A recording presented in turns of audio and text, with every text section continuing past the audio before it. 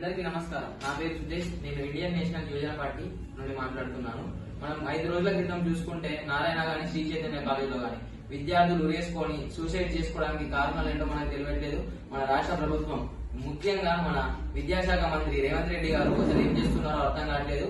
విద్యార్థుల చావులు చాలా చులకనగా అయిపోతున్నాయి ఈ ప్రభుత్వానికి. వీళ్ళు విద్యార్థులను కేర్ చేయడం అసలు జరగట్లేదు. శివశంకర్ మన నారాయణ కాలేజీలో నుండి వాజ్పేయి అమ్మాయి వాళ్ళ పేరెంట్స్ దింపిన 2 hours తర్వాత అమ్మాయి చనిపోయిందని ఇంటికి కాల్ చేశారు.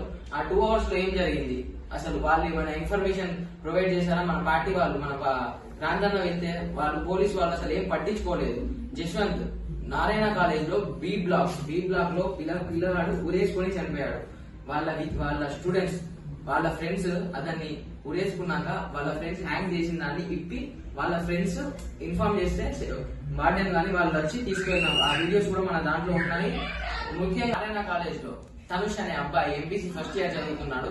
వాళ్ళ పేరెంట్స్ వెళ్ళాక ఈవినింగ్ వాళ్ళ పేరెంట్స్ కాల్ చేసి మేము బాగాలేదు, హెల్త్ ప్రాబ్లం ఉంది, మేము హాస్పిటల్కి తీసుకొచ్చామన్నారు. వాళ్ళ పేరెంట్స్ రావడంతోనే మీ కొడుకు చనిపోయాడు అని చెప్పారు. అసలు ఈ ప్రభుత్వం ఏం చేస్తుంది? మీకు విద్యార్థుల చావులు అంటే ఇంత చులకన అయిపోతున్నాయా? అసలు నాకు అర్థం కావట్లేదు.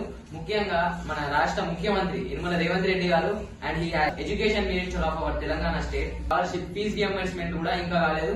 స్కాలర్షిప్లు ఎప్పుడు పడతాయో కూడా తెలియట్లేదు. మీరు అధికార పార్టీ వాళ్ళు దేనికి గాని పోరాటం గాని ఉద్యమాలు గాని నిరసనలు గాని చేస్తున్నారు రైతు బంధు వాటి కోసం.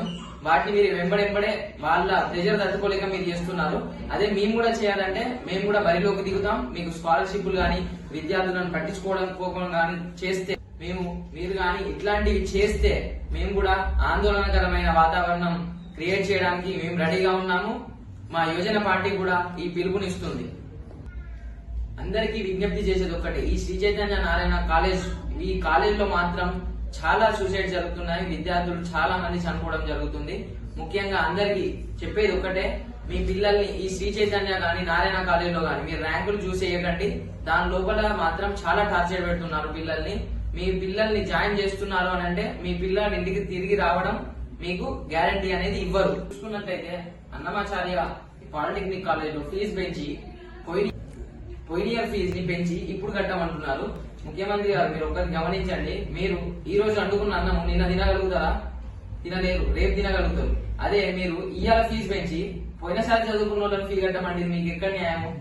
బల్మూరి వెంకట్ గారు, మీరు విద్యార్థులు అందరూ ఒక ఏకమైతేనే మీరు ఎమ్మెల్సీ అయ్యారు. మీరు విద్యార్థుల్ని కూడా కొంచెం పట్టించుకోమని మిమ్మల్ని మేము రిక్వెస్ట్ చేస్తున్నాము. మీరు ఎన్ఎస్యుఐ ఉండి మీరు ఎమ్మెల్సీ అయ్యారు, అది కూడా ఒకసారి గుర్తుపెట్టుకోండి. మీరు విద్యార్థులకు కూడా సాయం చేయాల్సిన అవసరం ఉంది. ముఖ్యంగా విద్యార్థులకు ఎటువంటి ప్రాబ్లమ్స్ గానీ ఎటువంటి సహాయం గానీ కావాలన్నా మా యువజన పార్టీని కనెక్ట్ కండి. మీకు ఖచ్చితంగా పరిష్కారం అనేది దొరుకుతుంది. జై యువజన, జై హింద్.